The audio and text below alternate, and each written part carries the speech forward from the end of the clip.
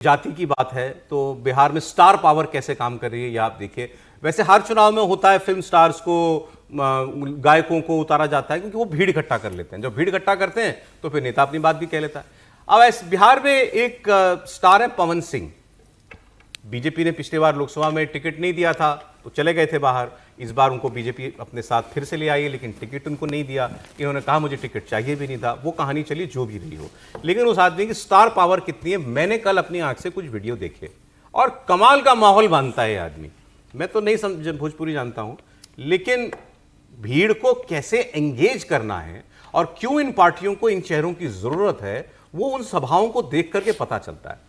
कल पवन सिंह ने आरजेडी के गढ़ शाहपुर में एक रैली की थी और खूब बरसे और फिर बीच में थोड़ा बहुत गाना भी गाते हैं। आवाज़ में बड़ा बेस है, बड़ी भारी आवाज़ है, तो याद भी दिलाते हैं। कहीं कहीं बीच में जाति की बात भी जो है थोड़ी कर देते हैं। लेकिन by and large NDA Nitish Kumar, जंगल राज नहीं चाहिए। इनका बयान सोच रहा था मैं आ गया हो तो मैं आपको वो झलक जो है वो मैं आपको दिखा देता। एक गाना भी गाया है इन्होंने, हालांकि वो गाना मनोज तिवारी का, मुझे बाद में किसी ने बताया। हाँ, हम बिहारी हैं जी। हाँ, वो थोड़े संस्कारी हैं। बिल्कुल, ये मनोज तिवारी ने गाया हुआ है, गाया, लेकिन अकुल राय ने लिखा है इसको। सर ये मतलब बिहार में ज्यादा इन्फ्लुएंशियल हो जाते हैं क्या चुनाव में ऐसे?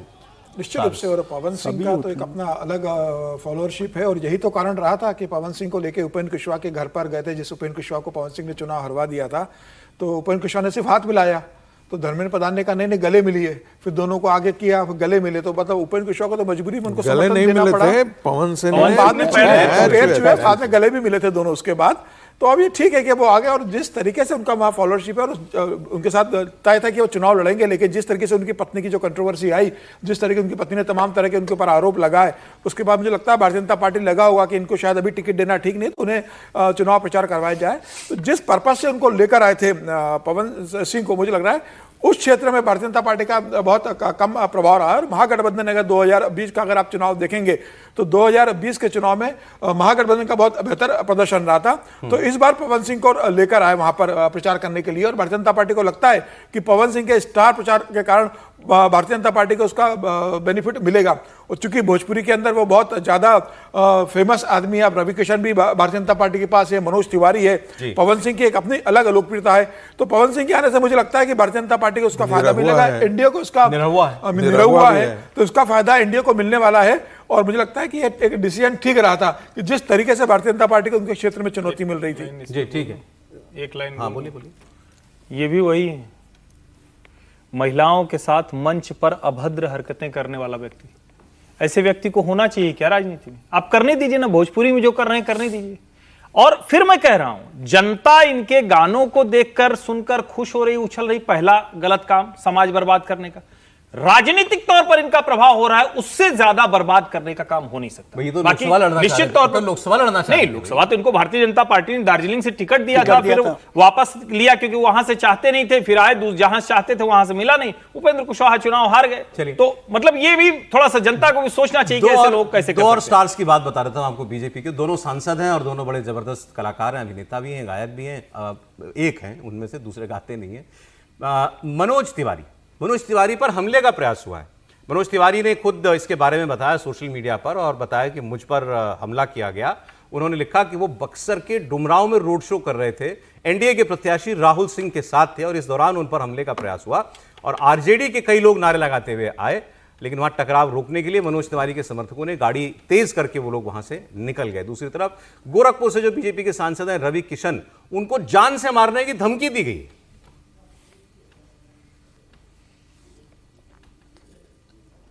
पहले तो एक दो जगह पे आरजेडी समर्थक नारे लगा के हम लोगों के काफिले में, हम लोगों के रोड शो का स्वागत करने वालों में खड़े होके कुछ नारे लगाए, लालू यादव जिंदाबाद, नीतीश कुमार मुर्दाबाद, लेकिन वो बहुत कम होते थे। मैं 3 जगह ऐसा देखा, हम लोगों ने अवॉइड किया। मुर्दाबाद कर रहे थे, हमें गालियां दे रहे थे। जब गाड़ी चली थोड़ी तेजी से तो सारे लोग डंडा लाठी जो भी लिए थे हमें 150 मीटर तक लगभग दौड़ाए।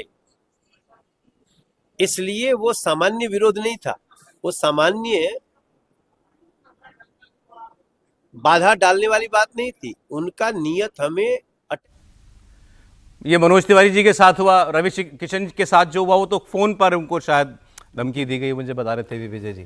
उनके पीए को धमकी दी गई है कि भाई आपने यादव समाज के लिए कुछ गलत बोला, अपशब्द बोला तो हम जान से मार देंगे। वो आरा गांव से किसी ने ऐसा मैंने देखा कि रिकॉर्ड किया हुआ फोन है उनके साथ। तेज प्रताप सिक्योरिटी मांग रहे हैं कि चुनाव में कुछ भी हो सकता है। हाँ, खैर सिक्योरिटी वाली बात, और मनोज जी को भी यदि कोई हमला हो रहा तो ये सिक्योरिटी देखनी चाहिए। इसको मतलब नॉन सीरियसली मैं नहीं लेता।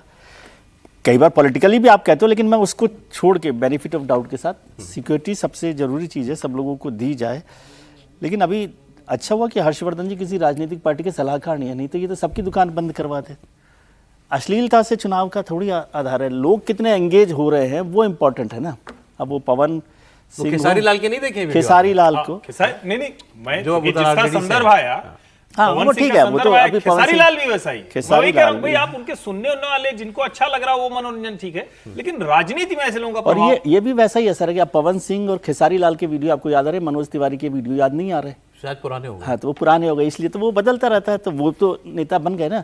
और केवल बिहार में नहीं है ना, पूरे देश की राजनीति में जो स्टार नाम है, सेलिब्रिटीज हैं, वो चलती हैं। अमिताभ बच्चन जब देवकी उनको, हेमंती नंदन बहुगुणा को हरा सकते हैं, राजेश खन्ना हो सकते हैं, गोविंदा हो सकते हैं, सुनील दत्त हो सकते हैं, हेमा मालिनी हो सकती है, मैथिली ठाकुर अभी मैदान में।